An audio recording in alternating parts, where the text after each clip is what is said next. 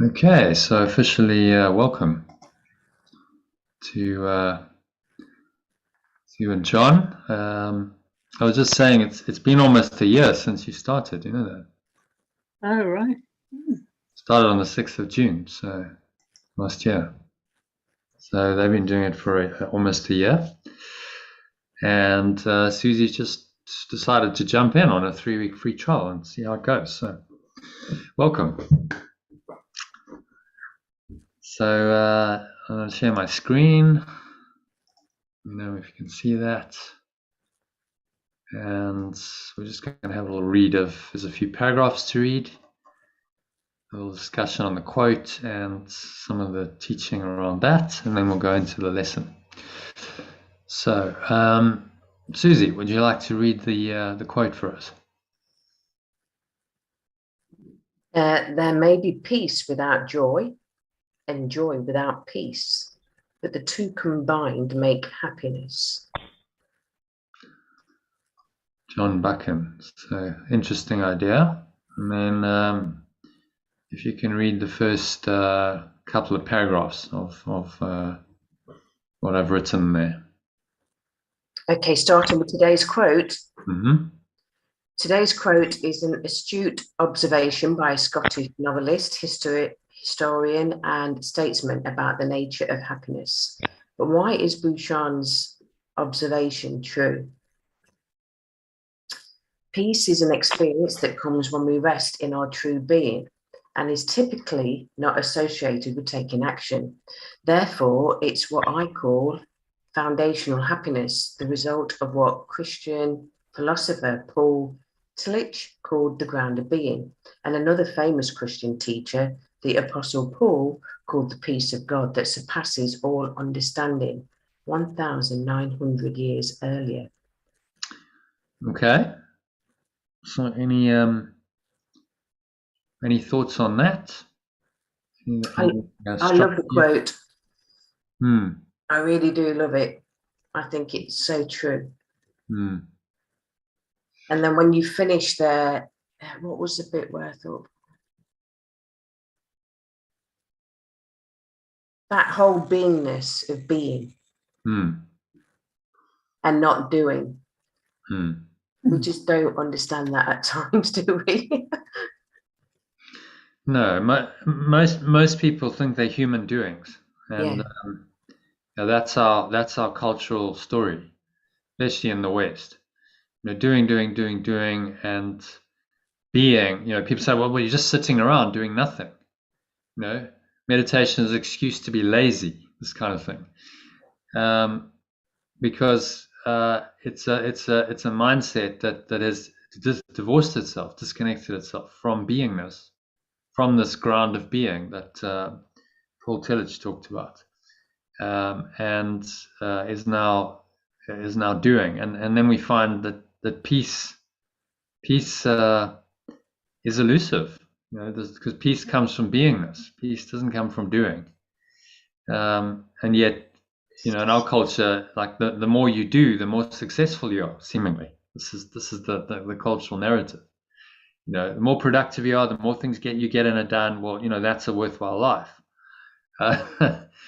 And so we've just got to, you know, have a little reality check and say, well, maybe, you know, we're on the wrong track, because if peace and happiness come from beingness, and we continuously doing, then maybe we're missing the whole point. Maybe we need to be more being and less doing. And if we do, our doing needs to come from our being. That's really the art of flow, the art of letting go, as I call it, which really leads to a sort of a flow state, which is what Yeshua calls being miracle-minded. Beingness is primary. You rest in I rest in God. You rest in the peace of your beingness, and then the doing comes from it. And you keep restoring your mind to that beingness, so that you don't disconnect. And that's why we do spiritual practices, to keep restoring to the beingness and not get sucked into identifying with the doing, because doing is the character in the dream. that's the ego. The ego is the separate self that's convinced that it's got to do things to justify its existence, to bring it happiness, to make it complete. It's always trying to do something. And beingness, somebody says you don't need to do anything. Yeshua, some says in the Course, says you need do nothing. You simply need to accept, sit still and accept the beingness that you are. And if you can do that, then doingness is superfluous. Ultimately, in revelation, which is the highest truth, there is no doing. There's just a perfect resting in beingness. So this quote kind of points us to that. And then I reference sometimes, other teachers and teachings, because it's useful to see that this is really a universal curriculum, as Yeshua calls it at the beginning of his course. He describes this as a universal curriculum, and there are many ways to do this. A Course in Miracles is one form of the curriculum, which is universal and has been going on forever, since time immemorial. People have been seeking for the truth. So you see it through history, and you see different teachers, like Paul Tillich, and then Paul the Apostle, and then now reference to Buddha. Every age has had its teachers and its thinkers who are trying to figure out the truth. So what is this really about? Why are we here? What's really going on here? Who am I? Why am I here? These are the eternal questions, which we're trying to answer with the study of A Course in Miracles. So it's useful to reference to other teachings, and then you start to see that this is a universal curriculum, and it's pointing us in the same direction as other teachings. There is one great truth, and I particularly like the Course because it's a very direct, can give you a very direct connection and experience of that truth. He doesn't beat around the bush. It's a very direct path into it, but you'll see the similarities with other teachings, very much so. So I try and always, in my first bit of the email, I try and bring a bit of that in, so you get a bit of a rounded view, and then maybe some other links. You can go and check out the links, and it's all part of really learning that the truth is the truth is true, the truth is universal, and you can see it everywhere. The Course in Miracles just becomes your kind of foundation, your reference point to that truth, and then you can go anywhere and you look at any path, and if there's truth there, you'll recognize and you'll say, yeah, I see it, and that really does resonate with what the Course is saying. So there's no real contradictions that come in if their teachings are both true. Okay, so any further thoughts or questions on that, or shall we carry on with the reading? I was going to say, how long have you been doing A Course in Miracles? Is it, because I only come across it last November, December time, so it was always on my mind. I'd seen A Course in Miracles, but I was like so tight, I wouldn't actually buy A Course in Miracles until it landed on my lap. Someone actually gave it to you. Yeah, and then, well, it was, the thing was, here we have I went on a walk with a friend, and we ended up seeing those libraries, like a cardboard library, and you just look inside them, and it was there. And I thought, wow, I've been thinking about this. So I went and got it. I read a couple of the pages, and I thought, whoa, I think it's a bit too intense for me. It's going to really mess me up. And then obviously Yad had done a post. It was meant to be, if that makes sense. But I just wanted to know your background, and probably John's background with his, well, my comments on that is that's often how it happens. People come to the Course, and it's like they go, well, it was meant to be. It all just kind of lined up. There was all this kind of miraculous synchronicity that happened around my coming to the Course, and how they got the book, and this is the energy of it. It's a miraculous energy. So that's quite common. Yeah, I've been doing it for a long time. 16 years about. Oh, wow. Yeah. So, uh, I didn't just, when I started reading the course, I didn't just know all this. It's taken a lot of, I've spent thousands and thousands of hours on this teaching.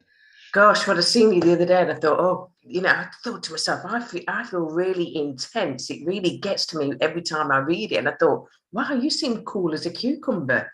But for me, I really, so I really appreciate it, because I really did think you were just, I don't know what I thought, but it was good to see the way you're coming across with it all. But I did think you're pretty cool as a cucumber, because I'm like raging or on fire, and I'm like, Mm, oh. But mm, then a lot of things that you said where you are meant to be challenged in this way, it was kind of refreshing to know. It was good to know that, all mm, right, I'm supposed to feel intense and want to just go mad. But mm, mm. Yeah, no, I haven't always been cool as a cucumber, I can assure you. It's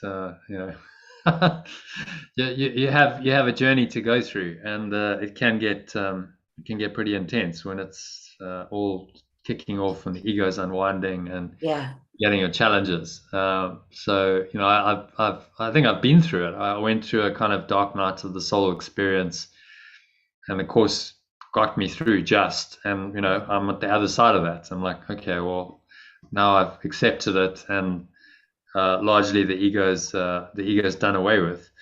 Although it still tries. I'm mm, not going to say I never have ego thoughts, of course, but yeah, generally, I'm pretty vigilant. So they come up and say, okay, well, no, like I'm very clear now, like what is true and what's not. Whereas before I studied the course, I didn't know, like what's the truth, what's not, and that there's such a clear distinction and you have a choice. I didn't really know that. So it's taken me a long time. But mm, honestly, it took me about 10 years to understand what a miracle was. yeah, yeah. So, Did uh, you feel that you needed to take a break anytime, or did you just do it continuously? Is it a 16-year thing, or did you feel that, because there's times when, I mean, I've read through your stuff, I think because we've been reading the book, but when I hmm, look at your emails, it's very, what can I say? You explain it in a really good, you feel a bit more relaxed when I'm reading it in your style, if that makes sense, rather than when I'm hmm, just reading the book. hmm.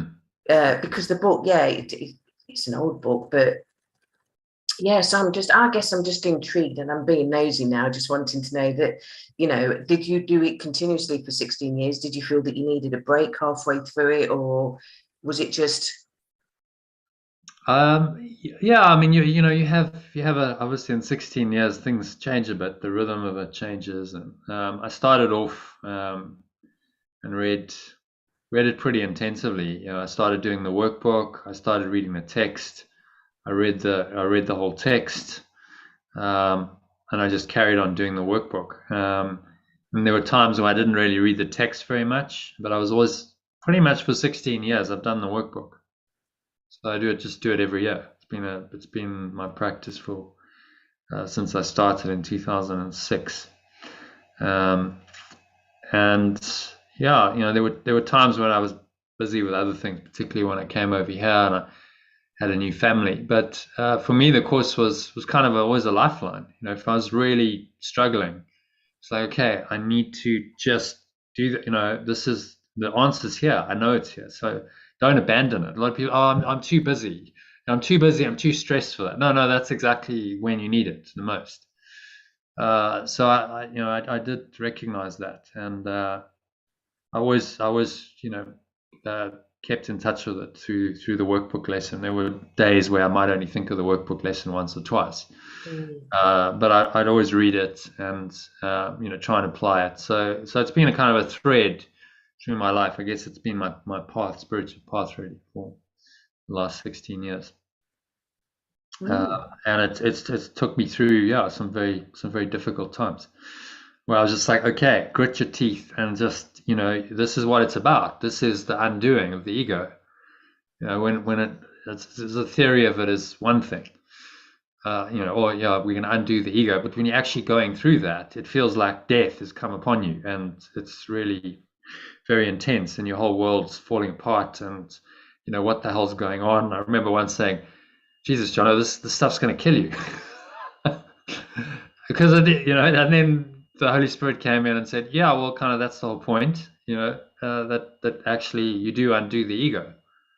And that's not a pleasant experience generally. Well, it is and it isn't. You have these moments of peace and joy, and then the ego comes back, and it can be very, very intense. So yeah, that's a bit of my history. I've been working with it pretty consistently, I'd say, over 16 years, and I haven't found another teaching that would replace it. That I could go, okay, no, I'm going to abandon the course. There's something deeper and more profound.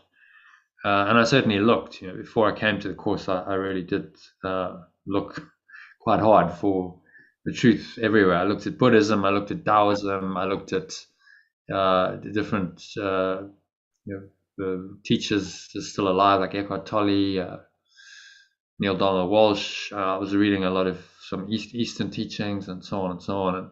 And then finally I said, I want the truth. And then, the course came in response to that.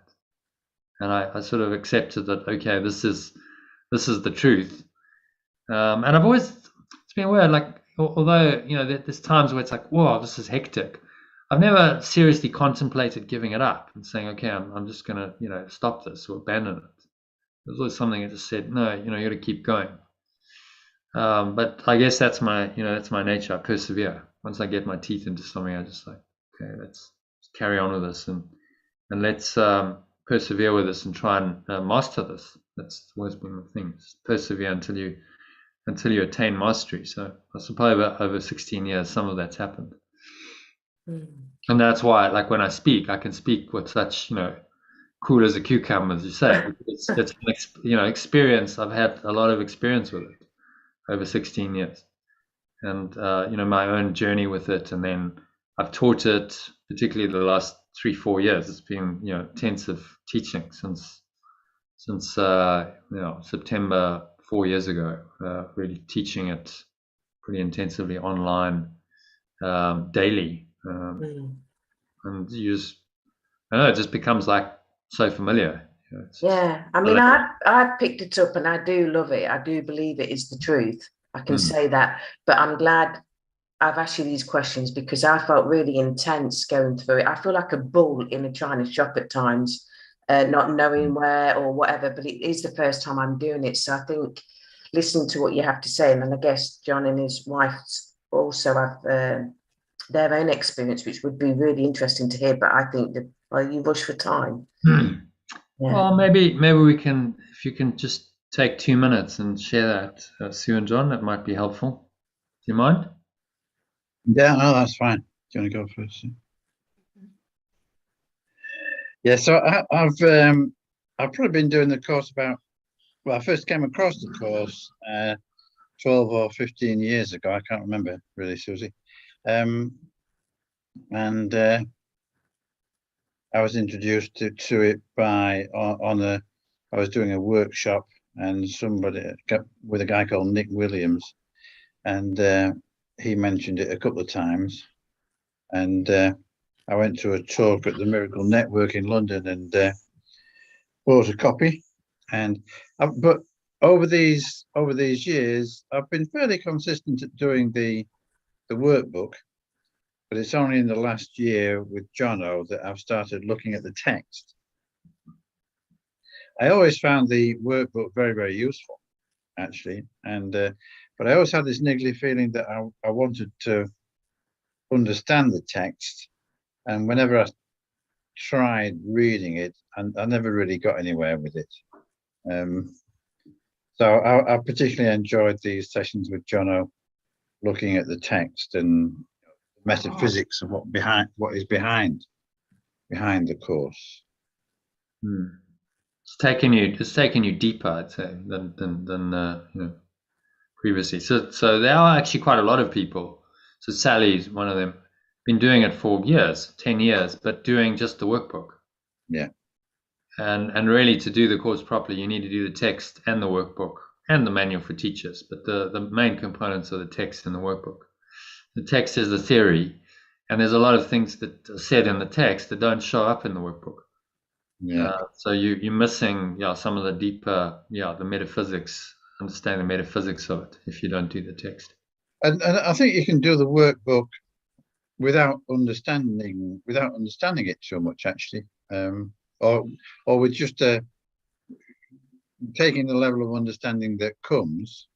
I think it still works, but it really brings a lot more into the game by studying the text and really kind of getting to understand what it's about, really.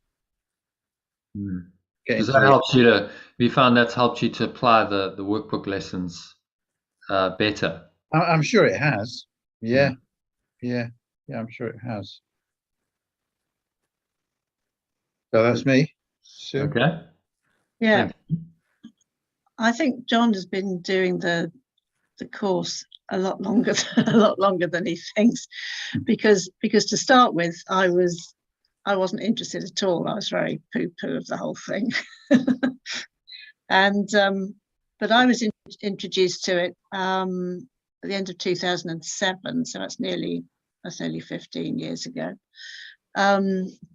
by a teacher whose workshop I went to, and I was really struck by how happy you could be by applying these principles. And I've stayed with it ever since, as John has. We've been doing the workbook, but not, for me, not consistently over that time. But it's still been my basis. And done, work and workshops with different teachers, and understanding different aspects of it. But I'm really enjoying actually going much deeper with John now. And over this last year, I feel as though I've really found true peace and happiness. But as soon as I say something like that, you've got to touch wood, because I have this massive ego attack that happens. So perhaps I shouldn't have said that. The ego kicks up a storm. Yeah, it does, yeah. But that's how it goes. So you true peace and happiness, and you can really experience that. And then the ego doesn't like that, so it kicks up a storm and has resistance. But that resistance is part of the process of undoing it. You need that to go to another level. You see. And I truly appreciate you sharing that with me today, because I just asked the question. I'm just being a bit nosy, really, because I guess it's early days for me, because I've only just looked at it. But I was just inquisitive then, and I was just intrigued to know what your thoughts were. So I know ego may be at play, but I'm just going to say that you'll have a great afternoon, hopefully. It's very useful to if you're just starting down a path, because that's what you're doing. Yeah. To ask some people who've been on that path, a lot longer, where they're at and what their experience is, because that might give you some idea of, what the path's going to be like and where you're going to end up. So, for instance, I asked, there's a lady, the teacher who taught Vipassana, which is a meditation technique based in Buddhism. I went to a retreat just over a year ago. I finished it just over a year ago. And during the retreat, there's time for questions. So I ask her, so well, what do you believe? She says, no, there's nothing other than what's impermanent. I was like, okay, so you've been doing this for 25 years.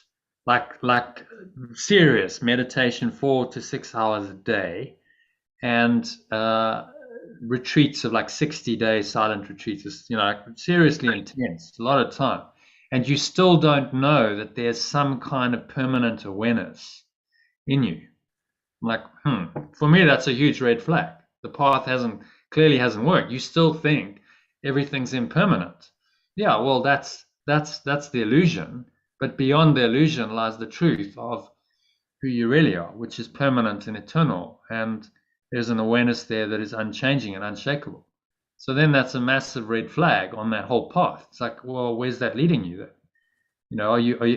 Is it if you follow this, are you just going to end up, thinking the same? Everything is impermanent, and maybe there's a much quicker, more direct way, because it is a spiritual path, Buddhism, and then the Vipassana as a practice on that. But I was pretty convinced after that the Course in Miracles was still a much better, more direct way to access the truth, and Vipassana could be a useful technique.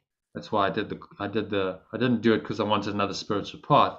I wanted to learn another meditation technique. So it's really useful to ask other people's experience, just to get an idea of where this leads. And everyone's path is unique and individual, but I think you'll probably hear very similar stories. Anyone who's been doing the course for a long time will say that it's been very meaningful, and they might have had fluctuations with it, but that it's really taken them much deeper into an understanding of truth and who they really are. And the benefit of that is peace. Much more peace of mind, more happiness, more flow in your life, which is difficult to quantify, but it's in your experience. That your life is different, significantly different, because of this teaching and this practice. And that's ultimately why we do it, because we want to feel better, we want to feel happier, more peaceful, and the results are obvious and immediate if you start down this path. Okay, so Sue and John, if you or one of you can read the next paragraph kindly. The easiest way to experience it is to meditate for an extended period to quiet your mind, so that by the end of the meditation, you are not thinking much at all. Without this background peace, happiness is impossible. With it, happiness becomes your default state. Eckhart, yeah. Any thoughts on that?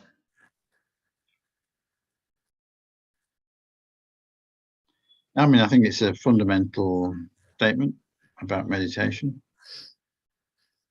And if you're not at peace, if your mind is turbulated and all over the place, then happiness is impossible. There's no happiness there. You have to be able to quiet your mind and find that underlying peace and stillness as a kind of a base state. This is then your base state. So what we're trying to do with the Course in Miracles is repattern your base state, change your default mode of operating. Your operating system becomes this, and that sets you on a base state of peace. And then you operate from that place. And there are going to be slight, changes and fluctuations in that always, and the ego might try and come in, but your base state is pretty stable. And that's the ground of being that I talked about earlier, that you then start to just rest in, or foundational happiness, as I call it. Okay, and then Eckhart Tolle goes on to describe joy. So if you can read the next couple of paragraphs, Sue. Yeah. Eckhart Tolle describes joy as vibrantly alive peace, a more vital and active expression of the same underlying beingness that gives rise to peace. But if you become too identified with the outcome of the activity, your joy can become tainted by your mind's desire for more joy, which paradoxically blocks joy from flowing through you and leads to undesirable craving for a high experience, which, as the Buddha noted 2,500 years ago, is the source of all suffering, an insight that became the second noble truth of Buddhism. Okay, any thoughts on that? Well, I think that's very interesting and very good description of what joy is, actually. Vibrantly alive peace. But not becoming too identified with it and wanting more of it, because then you get this craving and your expectation, and then you get disappointed because you don't get it. Yeah. So the spiritual seeker is seeking the high.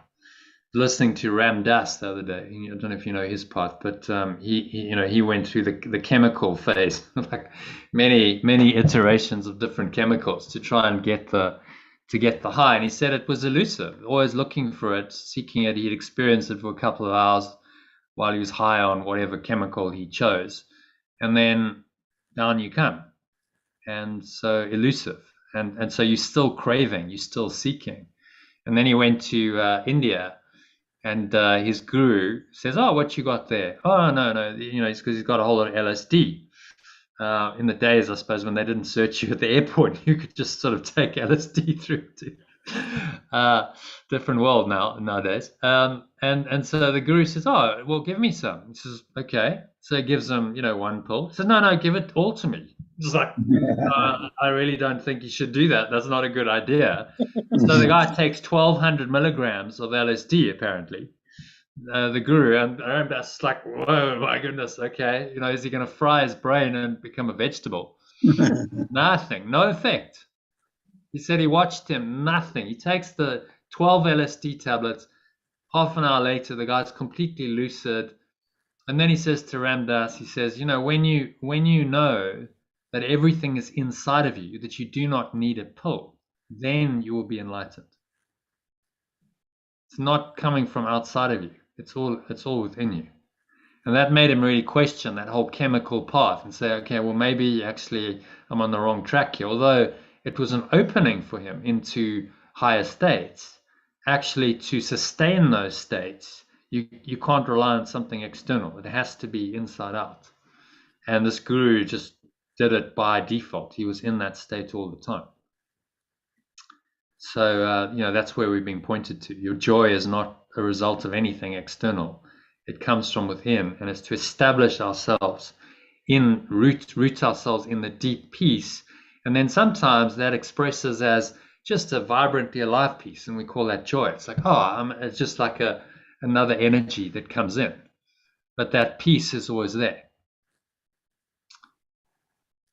So how does one stay connected, really, to that deep peace that is foundational happiness while experiencing a heightened state of joy when doing your daily activities? That's really the question.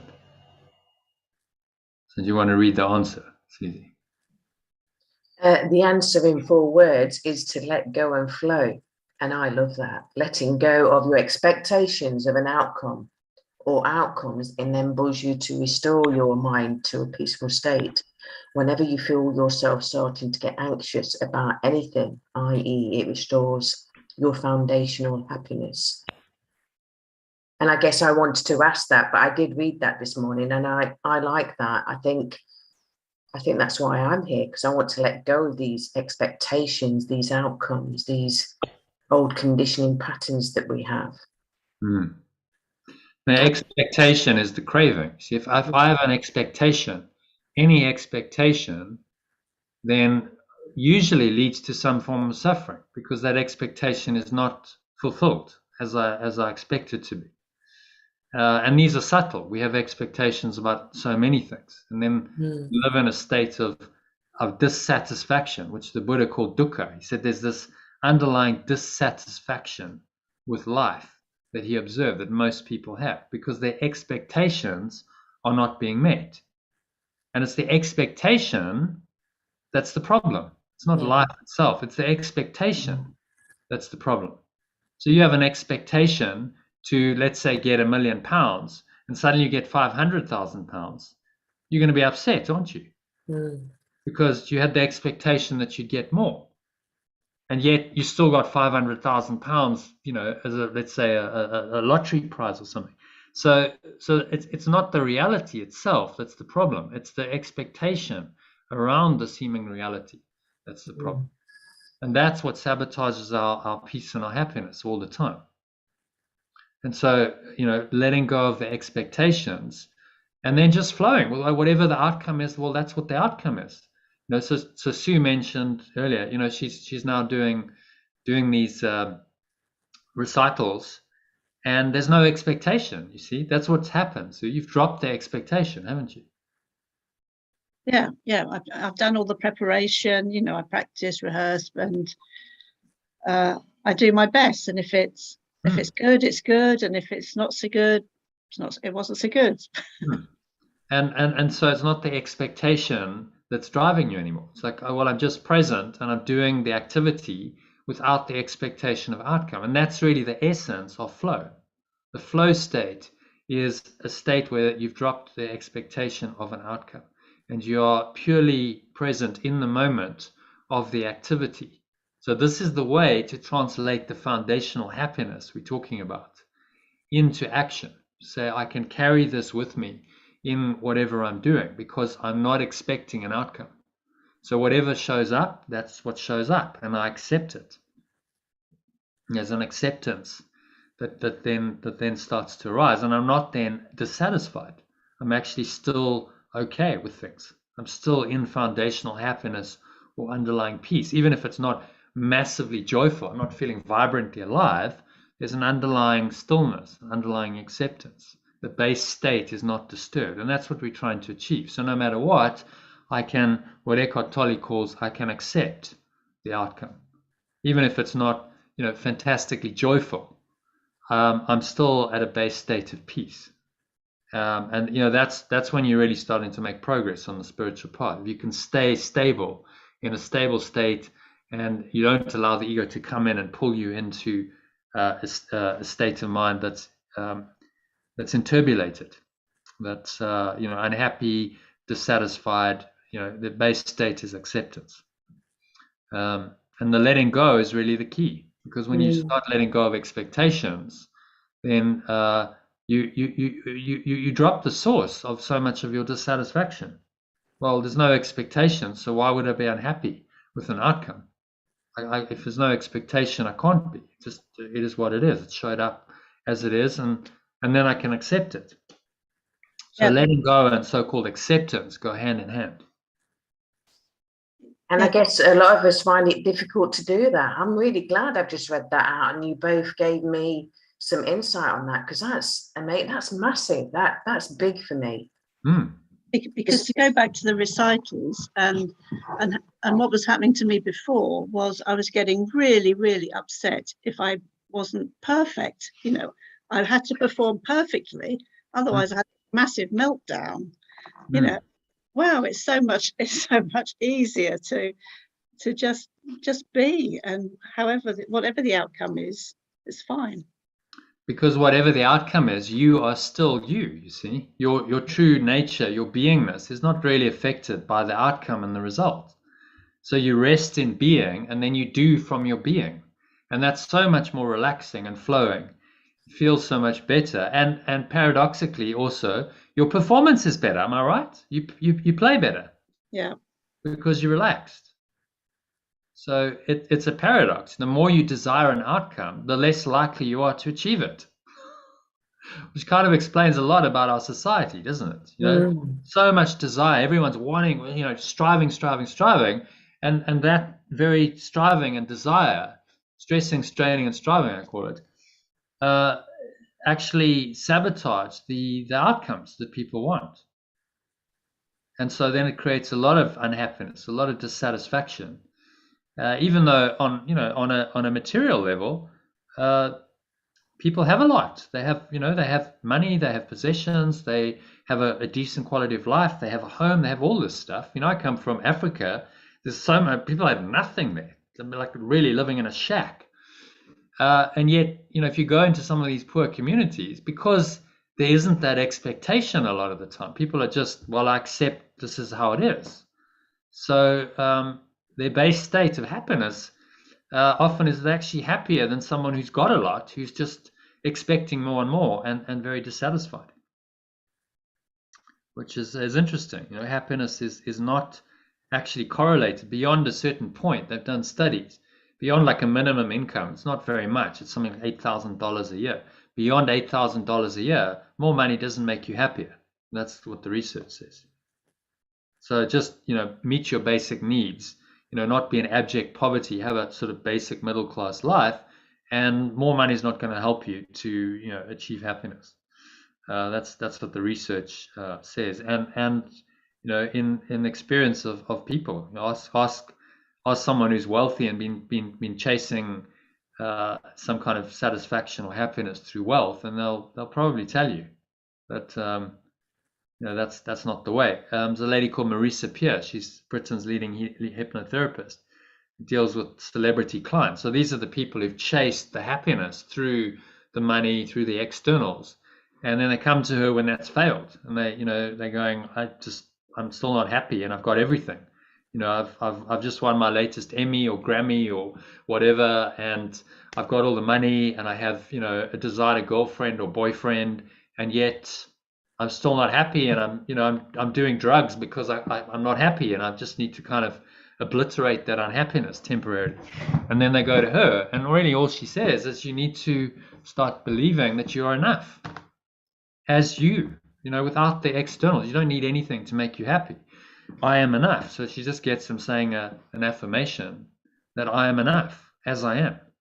And if they get it and they practice it, she said it's absolutely life-changing. Within weeks, they just, oh wow, actually that's amazing. I'm not defined by my money, by my possessions, by what other people think of me. I am enough as I am. And I can just, if I accept that, I drop into my beingness.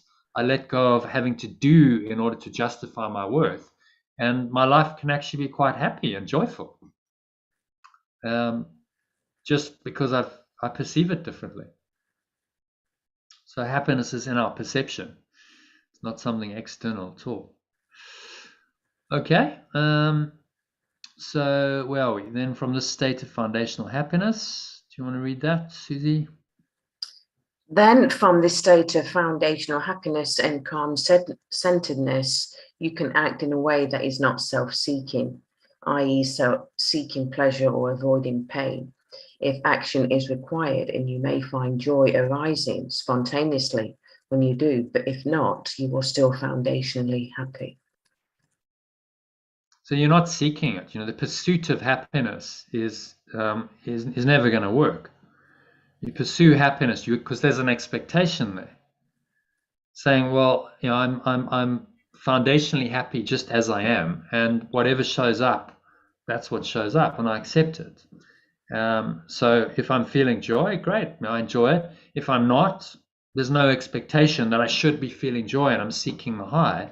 I'm just foundationally happy, and that's okay. So a much saner, way to approach life than the ego's way, which is seeking, and never finding. Seek and do not find is the ego's mantra. Seek for happiness, but never really find it, because you've got the expectation that, well, I should always be happy and always be like, always be on a high. Well, that's not really realistic in this world, is it? And so then you're going to be disappointed. So, John, do you want to read the last paragraph for us, and then we'll go into the lesson? Yeah. In his book, A New Earth, Eckhart Tolle incorporates this relationship between peace and joy into a three-level hierarchy of conscious states, starting with acceptance, which is a level of peace or foundational happiness, then moving up to enjoyment, which is joy in action, and finally peaking in enthusiasm, which literally means God in you, and describes a state in which we feel genuinely inspired by some worthy goal that serves the highest good of awakening yourself and others to an awareness of your true, joyful, peaceful nature, and is what Joseph Campbell, who conceptualized the hero's journey, called following your bliss.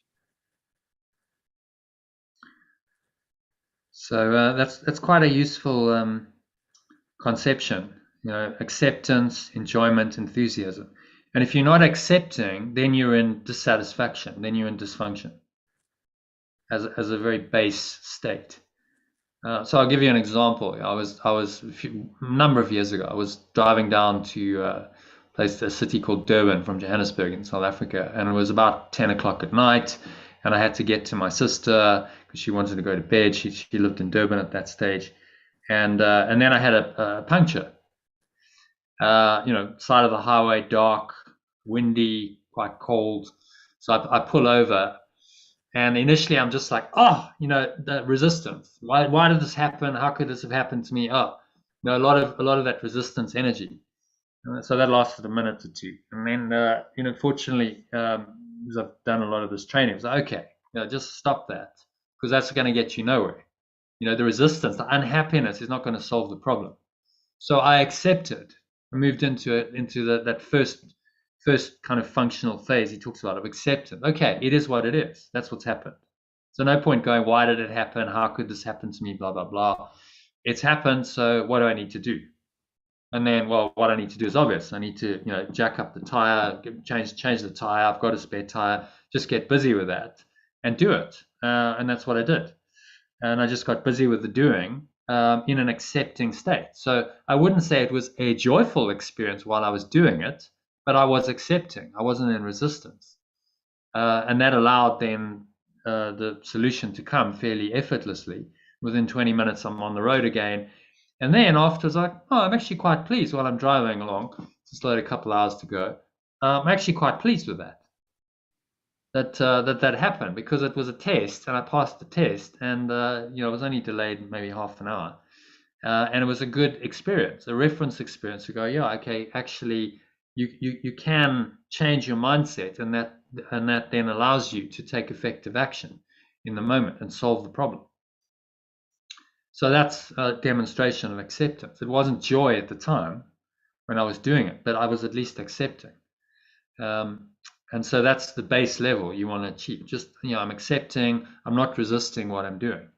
And then if you do that kind of by default, you might have these times where there's this enjoyment that really starts arising. You go, I'm actually really actively enjoying this. There's a feeling that goes with the activity we could call joy.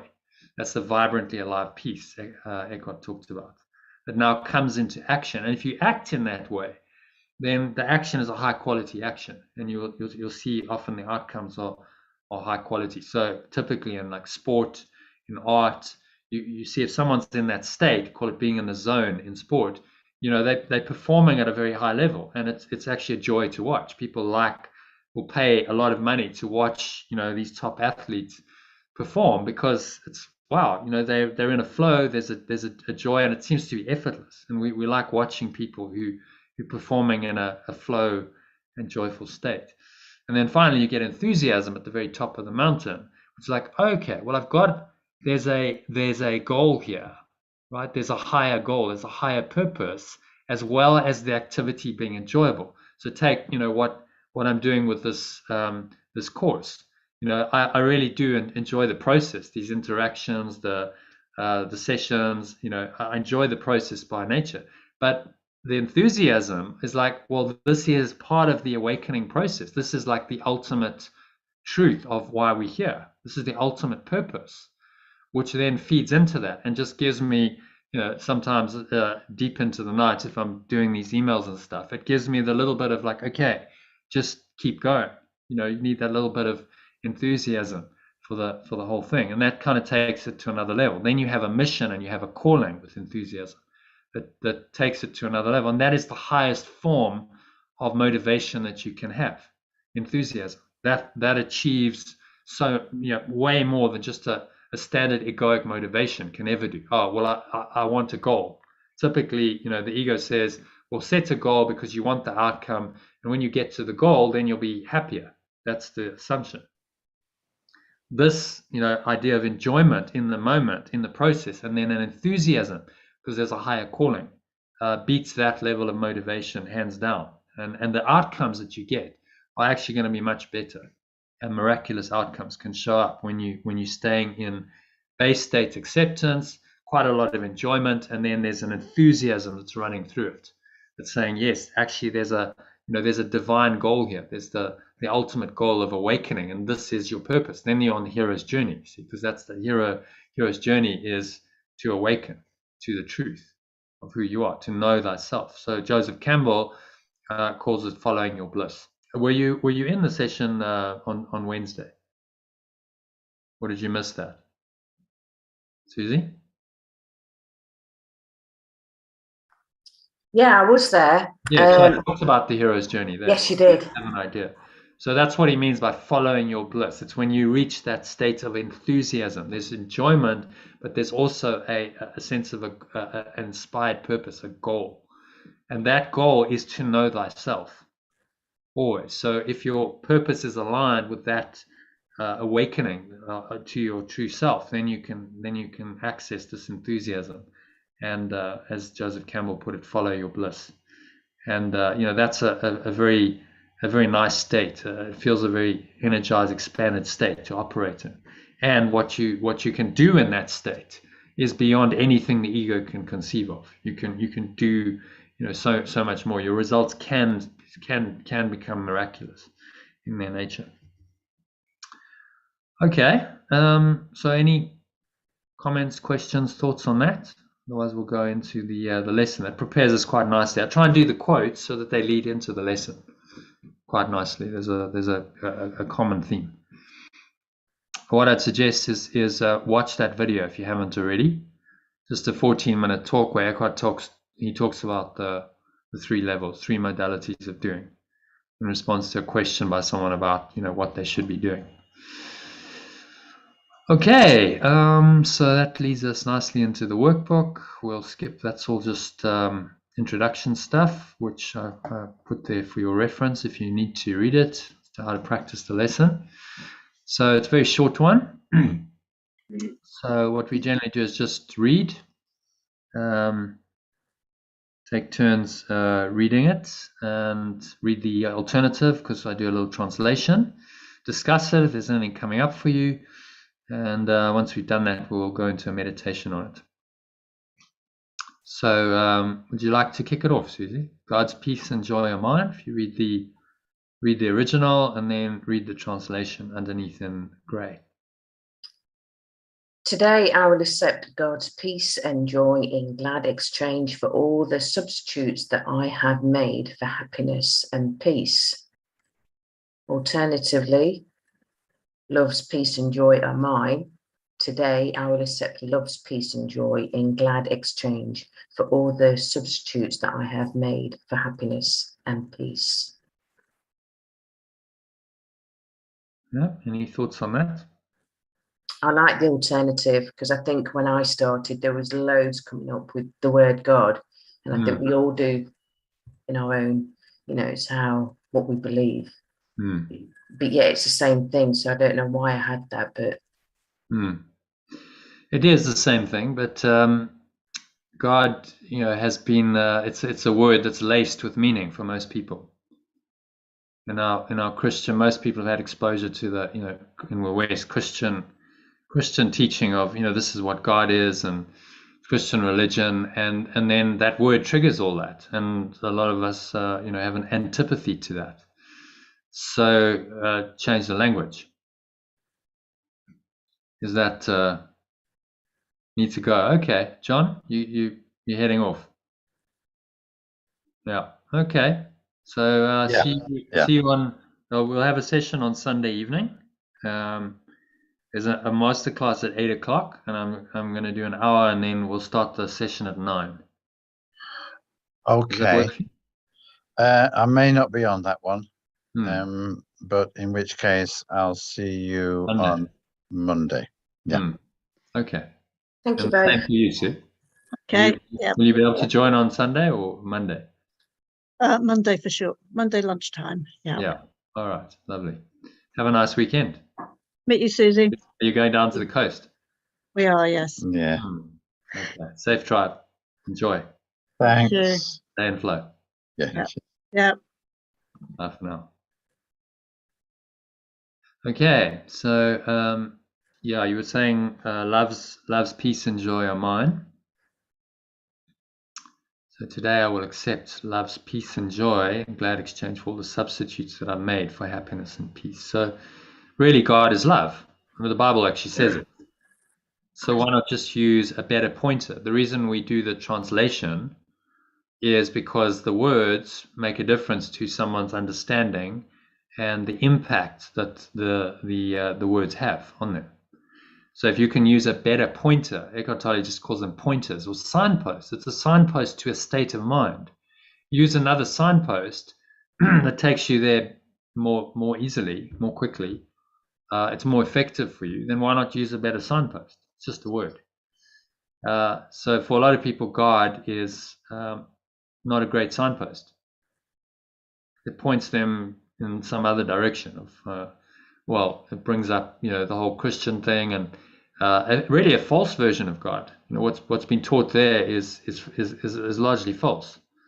There is an underlying truth to it, but it's been twisted and manipulated over 2,000 years into a teaching that isn't what, if you're talking about Christian teaching, isn't what Yeshua taught originally. He didn't teach any of that.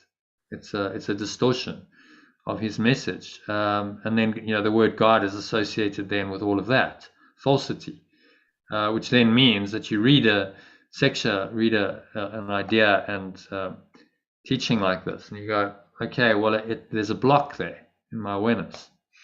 Whereas love, suddenly that block opens. It just feels gentler, softer, kinder. So yeah, well, really God is love, so it's just a loving presence. This loving presence brings you peace and joy. The state that you'll be in if you abide in love is a state of peace and joy.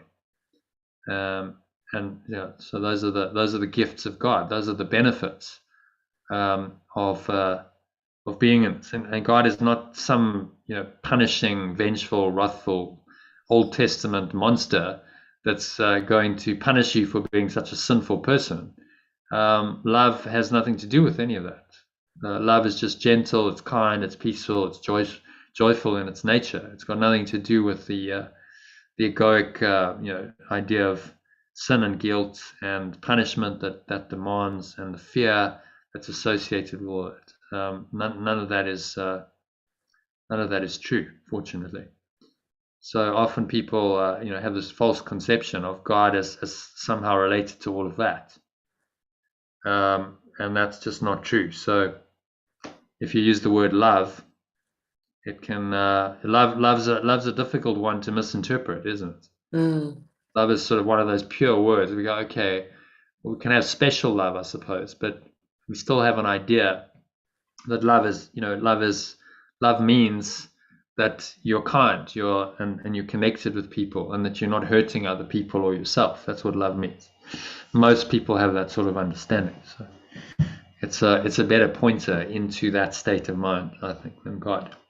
So that's why we do the translation. So you'll get familiar with it. That's a simple translation, but we translate things like the Holy Spirit.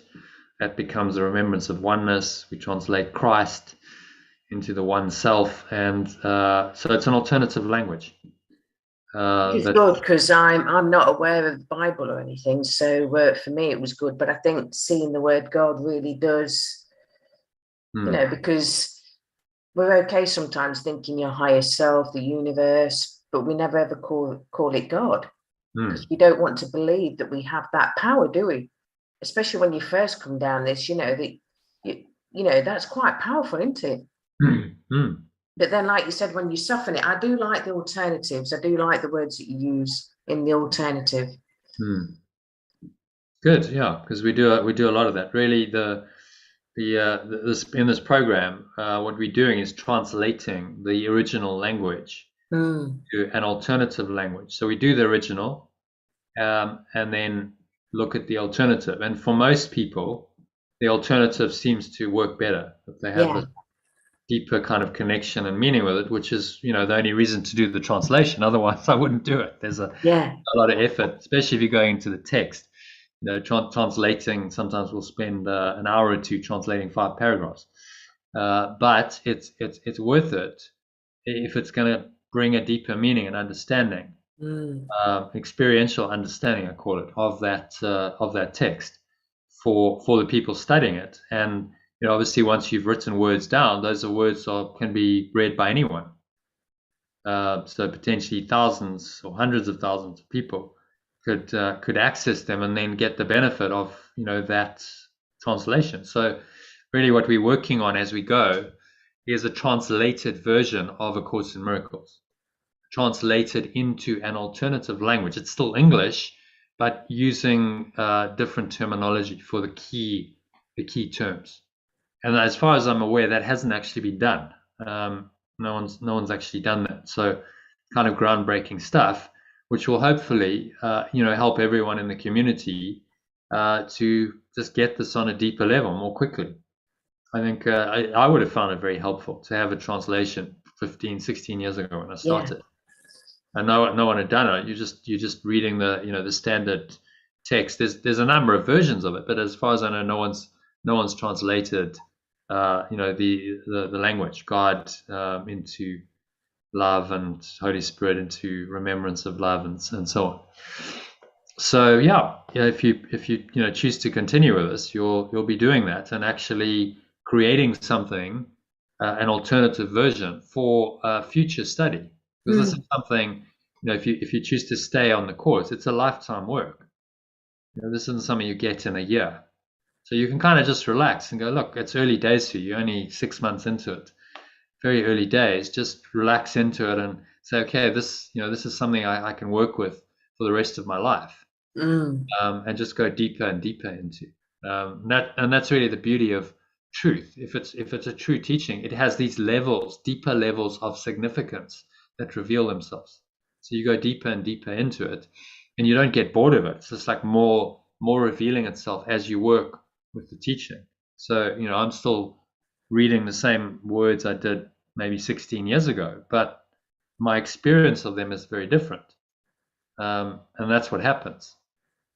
Is that it unveils more and more of your true self, and you can't get bored with that. That process is fascinating and enriching and enlightening and engaging, and sometimes vexatious as well. But the idea of being bored with the Course in Miracles, I just you can't. If you're really doing it properly, you're gonna use it as your tool to go deeper into yourself and awaken to this this great truth that's in there, which leads us nicely into the next one. So if you want to read the next let me be still and listen to the truth. Let my own feeble voice be still and let me hear the mighty voice for truth itself assure me that I am God's perfect son. Alternatively, let me be still and listen to the truth. Let my own feeble voice be still and let me hear the mighty voice for truth itself assure me that I am love's perfect extension. And that's really good, actually. So God's perfect son is love's perfect extension. Yeah. So that's the translation, because we're not literally the son of God. That son is based on the idea of Father, Son, Holy Spirit, the Trinity, which Yeshua used that language to try and explain what he was talking about, because it was a reference point. We all understand what Father and Son means in this world because we're born into families, we have these special relationships. So he used the language, but actually using a different language like love and extension of love points you more into the experience of this loving presence. You're just an extension of a loving awareness, and your mind is an extension of that awareness. So you are the son of God, if you want to put it into those languages. You are an extension of that loving awareness, which everyone is. We all have that. Your choice is simply, do I accept that or do I deny it? Do I, falsely believe in something else and go into some other awareness, which we call the ego, the sense of being separate from that loving awareness? Or do I just accept that awareness is my awareness, that loving awareness is my own awareness, and there is really no other awareness? And that's all we're doing here. This whole course is teaching you to accept that loving awareness is your awareness. Full stop. That's it. Loving awareness is your awareness. There's nothing else. Anything else is an illusion and can be let go of, can be undone. You do not have to believe in that anymore. Loving awareness is where you begin and where you end. So God is the Alpha and the Omega. Loving awareness is the start. You always have been that. You departed from that. You believed you were something else. Some other awareness came into your mind, an illusion of a separate self and all of its unpleasant consequences, but that loving awareness is still there. So this is what he's talking about, the truth. Let me be still and listen to the truth. This loving awareness is still there. It's still the truth. And if I get quiet and I quiet my mind, then I'll hear this mighty voice for truth. That I am the extension of this loving awareness. That it is still my true nature. That I am the stillness. I am the love. So, I am that. I am God. I am that presence. Now, a lot of traditional Christians will say, well, that's blasphemy. How dare you say you're God? Yet Jesus did. Yeshua said, I am one with this presence. Oh, but that's okay because he was the Son of God. He was the only Son of God. And he proved it by his miracles. But all the rest of us are somehow inferior to that. Well, that's just a ridiculous argument. Okay, so there's only one Son of God, and the rest of us are somehow, less than that. How does that work? When in fact he said very clearly, I am one with you, you are one with me, and we are all one with the Father. We are one with the source, this presence. Everyone has that connection, and it's simply the level of that connection that differs in this world. So someone like Yeshua is fully connected all the time. Most of us are not to that level. We haven't done the work yet. But, he had to do the work like we all do. Didn't just come. He had to do a lot of spiritual work and undoing of the ego. So he went into the desert for 40 days, fasted, meditated, and who knows what he did before that. It's not really recorded in the Bible. There's a great gap between the age of 13 and when he started his ministry about 13 years later. So what did he do in the interim? Well, I'm sure he did quite a lot. It's just not recorded. So let me be still and listen to the truth. That you are that extension, and you can just experience. You can drop in to an experience of that love anytime because it's always available to you. When you drop into the experience of loving awareness, you are living the truth that you are the Son of God. You are the extension of love in that moment, just by having that experience. So this becomes very practical and very experiential. It's not some high metaphysical, it's like, well, what are you experiencing right now? Can you experience love and peace and joy right now? And if you do that, then you are love's perfect extension in that moment. Because it is experiencing itself through you. You are it is you, and you are having that experience as it. You see, so this is the merging, the mystical merging of the Father and the Son in your experience. You are now experiencing loving awareness and the peace and the joy that come from it. So it's actually a very, very simple teaching and a very simple course, what he's trying to teach us. The complexity comes in that we have all these defenses, all these blocks to the awareness of love's presence that are denying it to us. And so Yeshua's job as our teacher is to say, okay, well, I'm going to help you to see those blocks and undo them through this process, so that you open yourself to this loving awareness, and only this awareness. Ultimately, you rest in this awareness, you discard everything else. And that's a state I know is attainable because I did it. I attained it in my lifetime. So it's possible. But it's going to take some doing. It's going to take a bit of mind training. So then he's given us a whole course of mind training to help you to attain that state, which we call the enlightened state. And to rest in that state while you are seemingly still human, and you still, having the challenges of the human condition, you can still rest in the love and the peace and the joy that are your true nature, no matter what. That's all enlightenment is.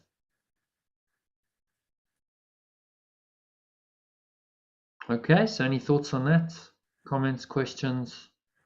Does make me wonder why, or probably just my perception of everything, is that you have to, it feels like you've been sludging away for years and years through your own pain and suffering before you actually see the truth of what it is. Like, you just wish there was something about this in schools before you actually got to this point. But it's like it has to come to you naturally and organically, where you are happy to do it rather than the other way around, because school's like, but it makes a lot of sense. I mean, I think everybody's got their own thoughts when it comes to the language.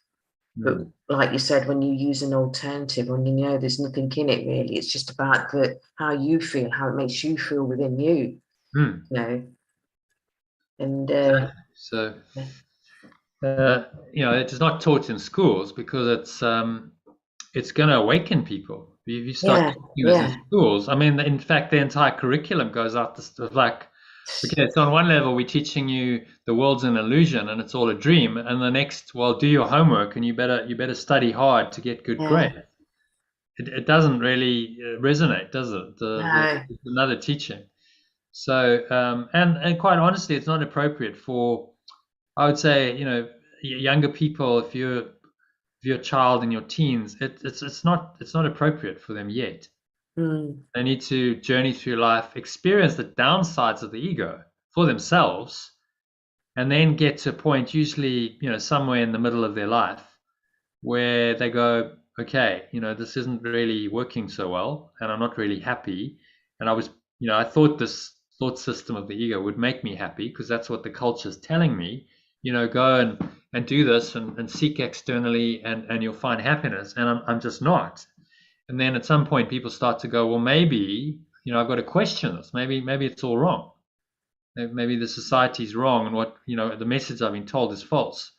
And actually I need to look elsewhere for, you know, some kind of guidance. And then they're open to spiritual teaching and a genuine spiritual path. But it usually happens because of pain. Right? So I'm not happy. I'm not happy, so that's why I'm looking for something else. If I'm happy, then I don't need to look anywhere else. So that's just how it goes, you know. And trying to teach this to someone, if they're in that phase of still, you know, believing in the ego, it just doesn't work because they're like, no, you know, I'm just not interested. I'm on a track, and that's where I'm going with it.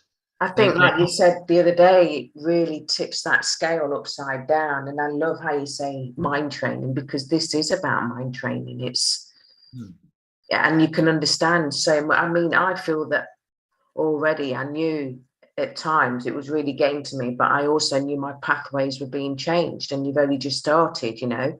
So, I think it's really, really important that it's done and the right people come to you, don't they?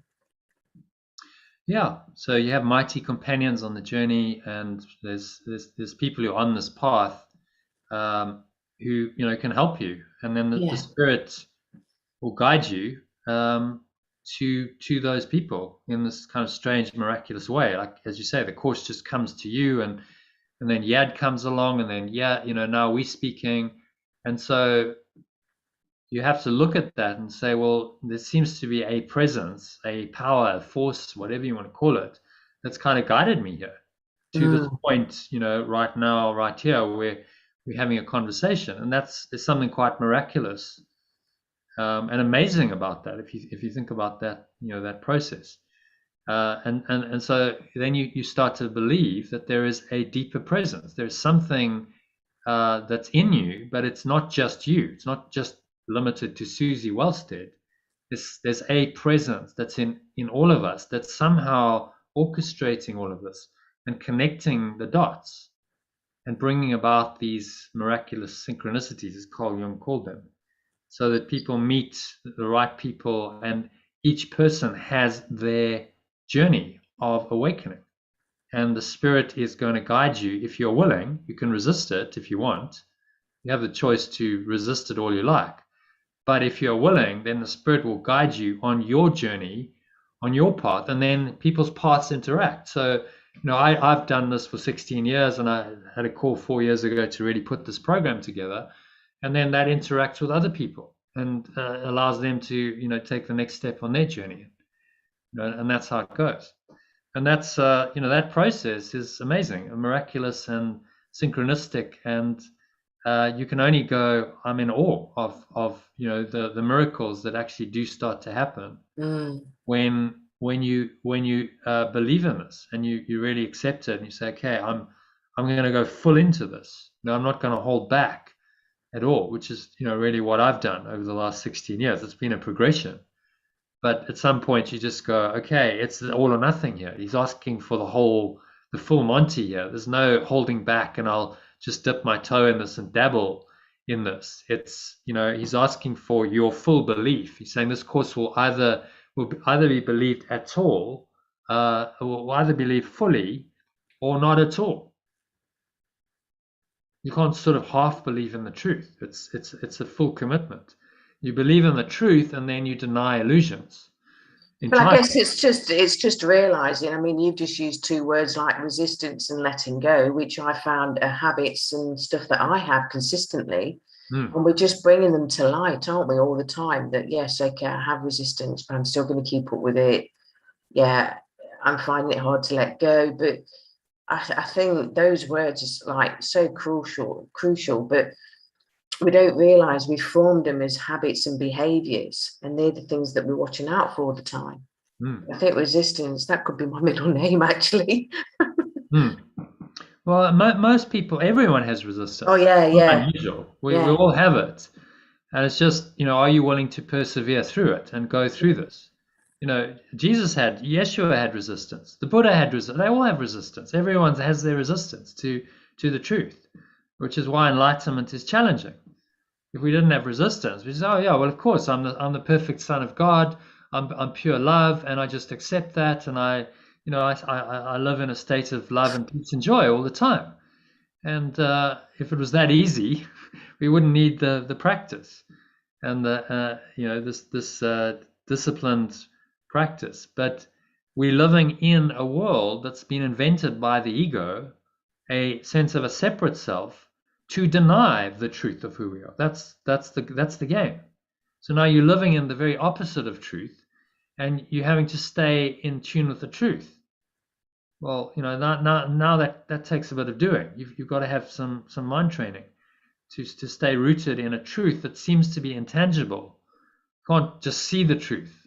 It's now buried in your mind, and the culture that we're in tells us that what is false is true. And so it requires a lot of mind training and vigilance to stay rooted in the truth in a world of illusion, in a world of falsity. And that's why we have the practice and continuous reminders every day. So okay, remember today. Remember the truth is still true. And he gives us a new lesson every day to remind us of this truth and stay anchored in it when the challenges come. Okay, so any other thoughts? We've pretty much the rest is practice, loves peace and joy of mind. So what he's recommending you do is practice every half an hour. Now, most people don't stick to that schedule. In fact, I don't know anyone who's really done the workbook lessons absolutely 100% properly, because it's a tall ask. On the half hour, remember just to remember it. But that's okay. You forgive yourself for your lapses, and you simply go, well, when I remember, then I do it. And I've given you, little breath breaks to help you. So I don't know if you saw in the Telegram group and in the email, there's links to these little breath breaks, so you can listen to a 6-minute one. Hi there, it's Jono. And then there's 2-minute ones for each of the review lessons. So that makes it pretty simple. Okay, well, I've got 2 minutes. Let me stick on the recording and listen to it, and just let me guide you through the practice of it. If you could do that every half an hour, okay, you'd spend 4 minutes of every hour doing a little breath break.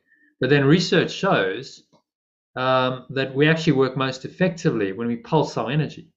So there's something called a Pomodoro Technique, which says do 25 minutes of concentrated work and then take a 5-minute break. Well, and that's the most effective way to work. So do your 25 minutes and then take a 2-minute break and do a little breath break, and then continue. So you can actually integrate this into a working life. If you're working, I don't know if you're working full time or not, but you can integrate it in quite well and actually be more effective by taking time to do these practices. Because the research is showing 25 minutes concentrated work with a 5-minute break is going to beat an hour where you just you're just going all the time, because you start to lose focus and concentration in that hour. So why not, use these practices then in your breaks? Use it to break the working cycle. Speaking of which, I guess that brings us to our meditation. So generally I do about a 20-minute meditation where I guide you through just practicing the lesson like I did the other day. So if you're up for that, let's go into that now, shall we? So just making yourself comfortable. Sitting your feet shoulder width apart. Keep your back straight. Keep your hands in your lap. Close your eyes.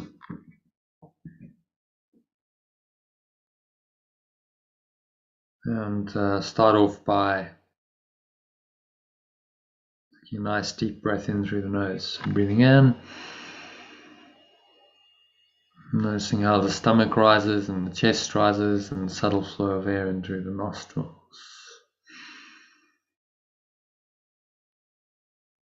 Clench the sphincter muscle. That's the muscle you use to contract the flow of urine or squeeze the last drops out. That locks the energy in. And you feel this energy rising up your spine into your heart center. Just putting one hand on your heart, connecting with your heart space, drawing the energy up the spine to the crown of your head. Just pausing at the top of the inhale.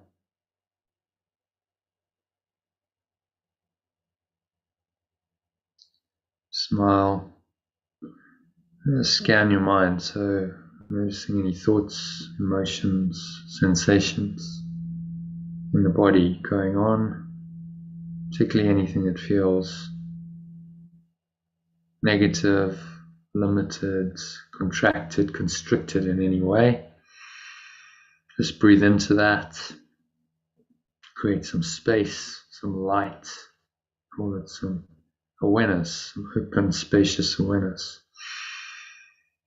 It helps you can imagine breathing light into every pore, every cell of your body.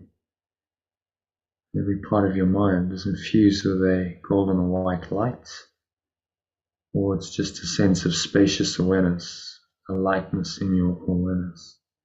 Coming in, and you remind yourself that God's peace and joy are mine, or love's peace and joy are mine. Breathe that in, breathe in this loving presence. Open yourself up to the experience of peace and joy. So today say, I will accept love's peace and joy. I'm glad exchange for all the substitutes that I've made for happiness and peace.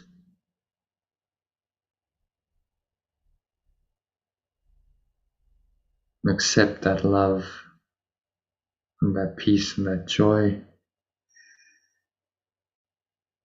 Allow yourself to experience them. That's how you accept them. You don't block their arising. Instead, you just let go and drop into them. So exhale. Exhalation is a natural letting go. So have a sense of just letting go of any of that darkness, any of that negativity that you noticed.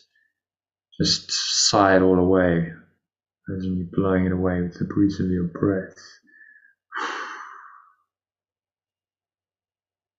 To the nothingness that it really is. Lower the stomach into the spine. Expel the last remaining air out.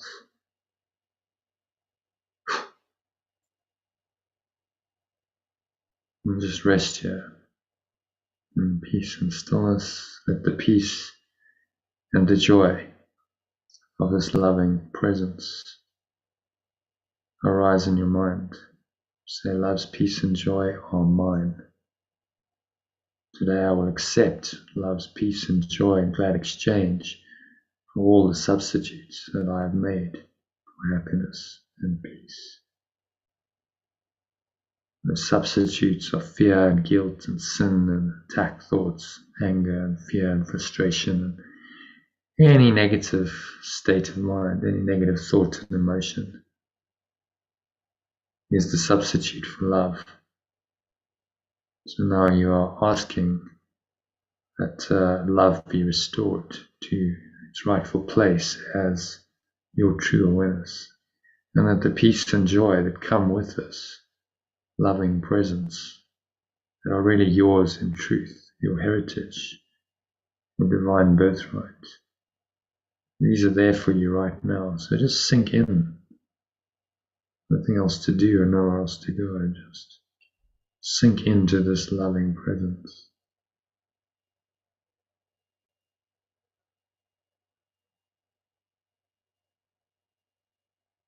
Dropping into it, going deeper in the gap between breaths lies this exquisite stillness. So say to yourself, let me be still and listen to the truth. Breathe in that stillness. Love is still, calm, quiet. We hear God's voice or love's voice in the stillness, the quietness. When we let go of our busy mind, of all the thoughts about this world, then a deeper awareness arises in us. So say, give your mind this instruction, let me be still and listen to the truth.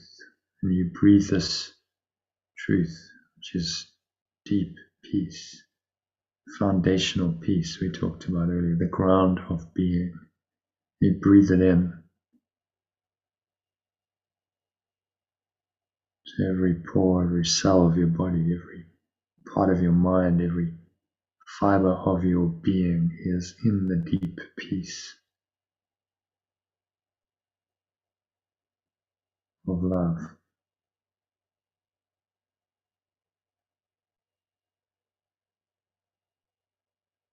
And remind yourself, let me be still and listen to the truth.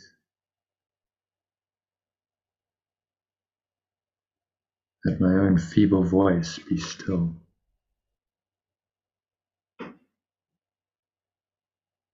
And let me hear the mighty voice for truth itself. Assure me that I am God's perfect Son or love's perfect extension. Not sometime in the past or future, but right now. I am that extension of love. I am all love and peace and joy. Right now.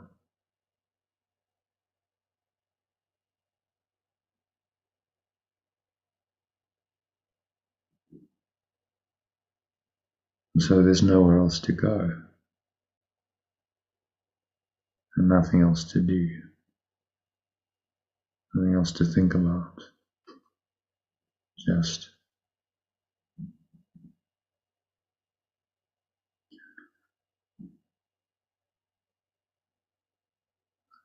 breathe, observe the breath flowing into the nostrils and out of the nostrils.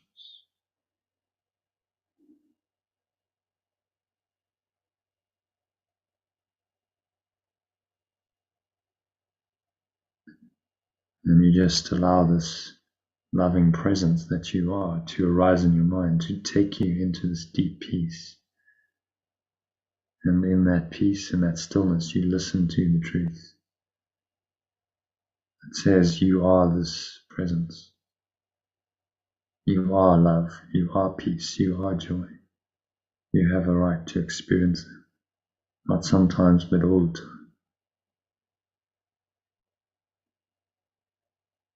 And ultimately to experience them for all eternity. beyond time and space, beyond the linear timeline, is the eternal one.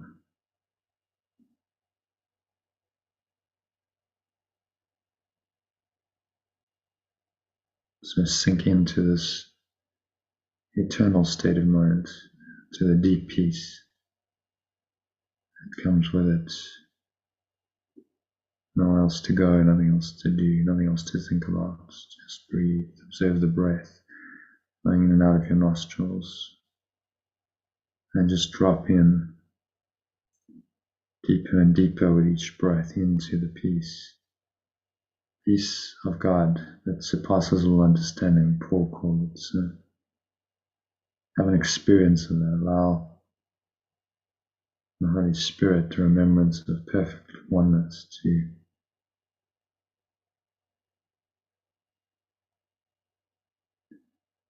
bring a deep peace into your mind.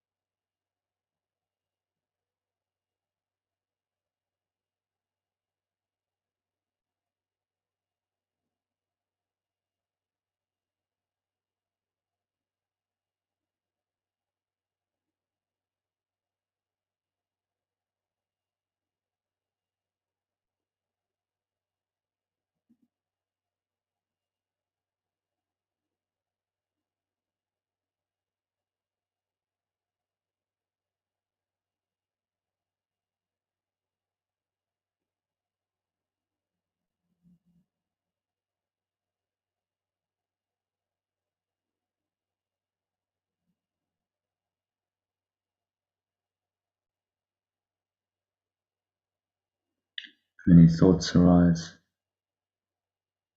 seeming you disturb this peace,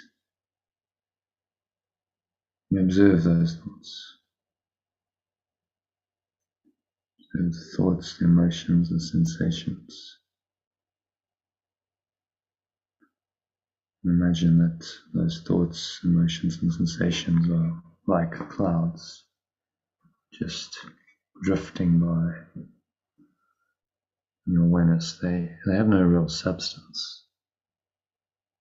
Seem to be there, but clouds are ephemeral, clouds are insubstantial. They have no reality and truth. So you just blow them away. Exhale, blow them away with the breeze of your breath.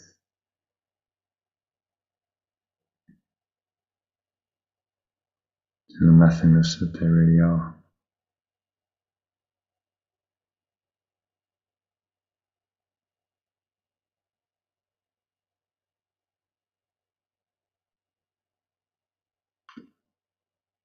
And beyond the clouds lies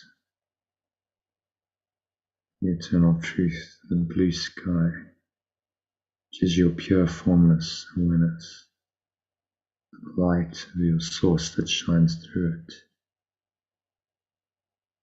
So you just rest in God, you rest in that state of pure formless awareness, perfect love. Another couple of minutes of deep silence. And it's an invitation to this presence. Let me be still and listen to the truth. My own feeble voice be still and let me hear the mighty voice for truth itself. Show me that I am love's perfect extension. That invitation, just rest in the experience of being this extension. Right now, you are the extension of perfect love.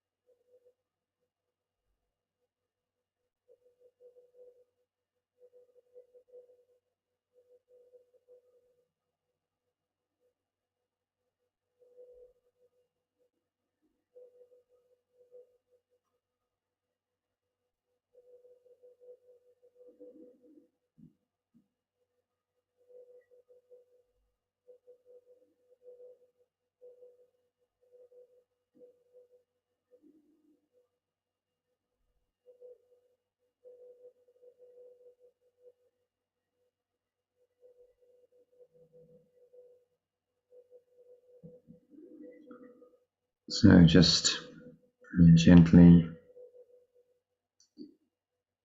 bring your awareness back into the body and the breath and the senses and the world. And on the count of 3,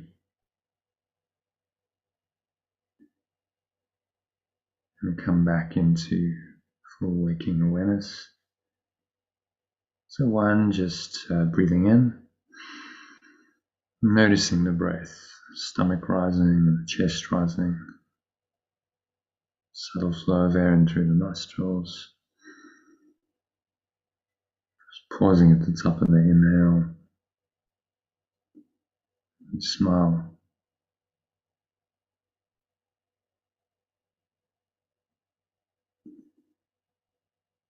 Scan your mind, notice any thoughts, any emotions going on, any sensations in the body.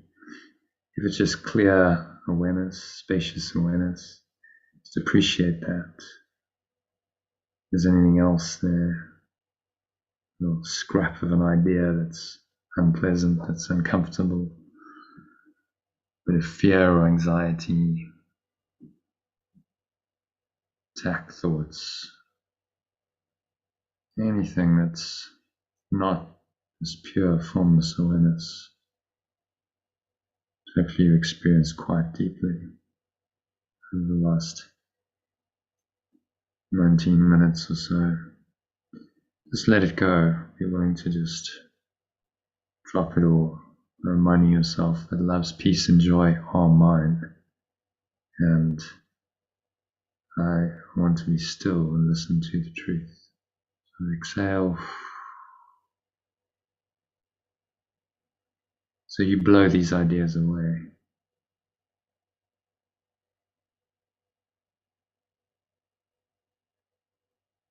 And just let them go. The breeze of your breath. Imagine they're like dark clouds leaving you. They're insubstantial, impermanent, ephemeral. Blow them away to reveal the blue sky, your true awareness, the light of your source that shines through it. So notice The chest and the stomach suck back in. So you do this exhale breath. It's the energy that you raised up to the crown of your head has subsided back down into the stomach and the groin.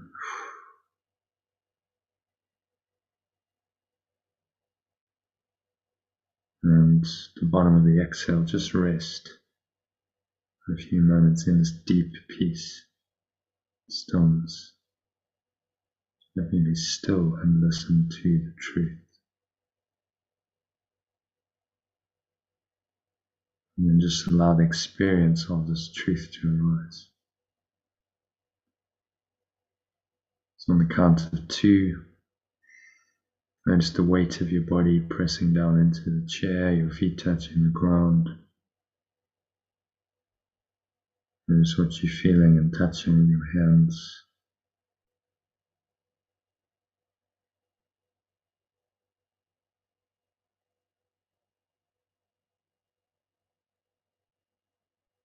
Notice touching and feeling. Notice any subtle flow of air on your skin. As you breathe in, notice any smell in your nose. Maybe there's a subtle taste in your mouth. And notice what you're hearing in the surrounding environment. Noticing all these subtleties.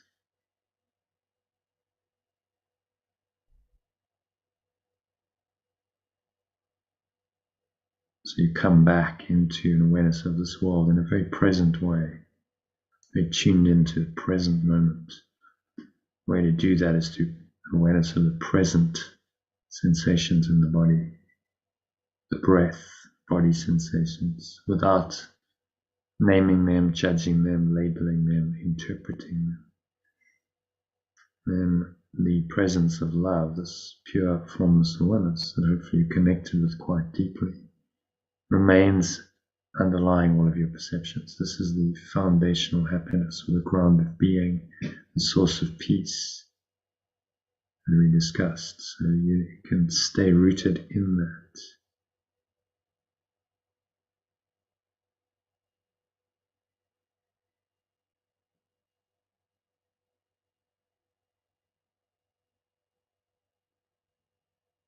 So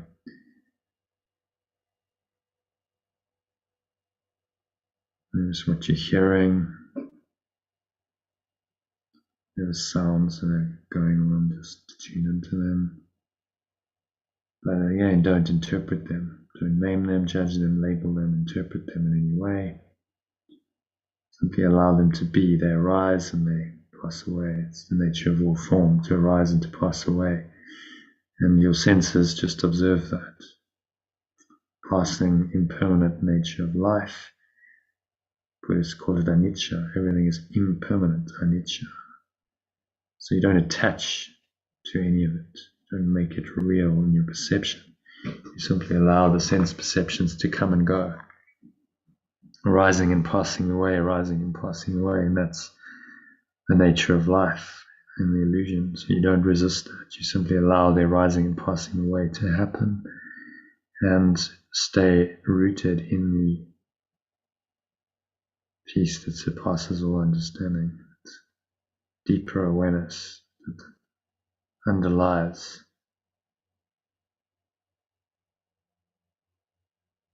more of this seeming illusory activity. Stay rooted in this deep being. So set the intention to do that for the rest of the afternoon and evening and on into your weekend. Can stay rooted in the peace of God that surpasses all understanding, no matter what seems to be happening. So it is said and so it is done.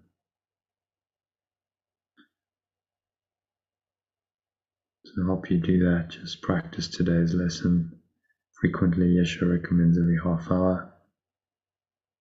Just bring it to mind, take a breath, hold the idea for a few seconds in mind. That's one way of practicing it. If you have a bit more time, you can listen to the 2-minute recording, 2-minute breath break recording I've sent you. 2 of them, one for the first review idea, one for the second, so you can use those frequently to help you to stay connected to this presence. That's all we're learning here, is deep connection with spirit. And so, on the count of 3, you can open your eyes. Just take a minute to look around. Very casually observe the same familiar objects in the room around you. Let your eyes rest randomly on an object for a few seconds. Just observe it in the state of awareness. So your mind doesn't have to name it, judge it, label it.